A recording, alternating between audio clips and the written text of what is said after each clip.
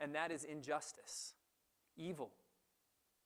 And I will say to you this morning that all the blood of the prophets, from Abel to Zechariah to the apostles, is only a drop in the bucket compared to the bloodshed that has come from this nation since 1973.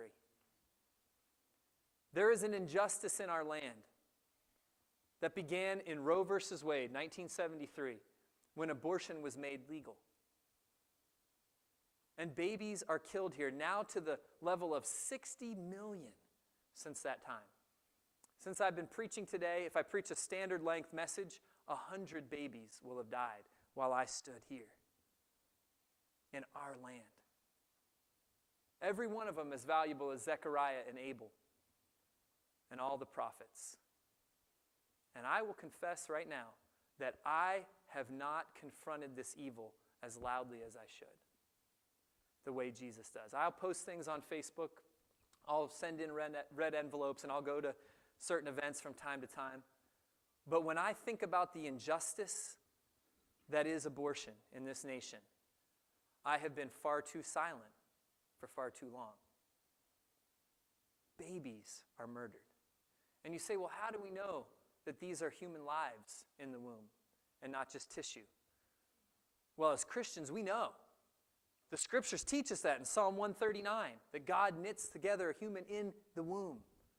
And we see in the law that if two men are fighting and one of the men hits the other man and he falls against the pregnant woman and the baby comes out and dies, the death of that child from the womb is counted as murder, life for life. It's one of the 17 cases of capital punishment in Israel. That baby is considered a life in the womb according to the law of God. And we know that John the Baptist, when he was in the womb, yet unformed in his thinking, when Jesus was in the womb of Mary and came into the same room, John leapt for joy. He was a person, a living person. Now, the world might not know this because they don't accept revelation, but this revelation comes from God. And so we know that the life begins at conception. And what's happening in our country is murder. And I think it's time for another King or Wilberforce or Calvin, people who have stood up against injustice in times past. Maybe it's all of us. William Wilberforce, when slavery was allowed in England, stood up like a prophet and proclaimed year after year until finally it fell. It fell later in America, Abraham Lincoln, and a war was fought. When there are injustices like this, it is not acceptable to tolerate evil and say, well, wait for another day. That's not how Jesus approached evil. He confronted injustice. He spoke up against injustice.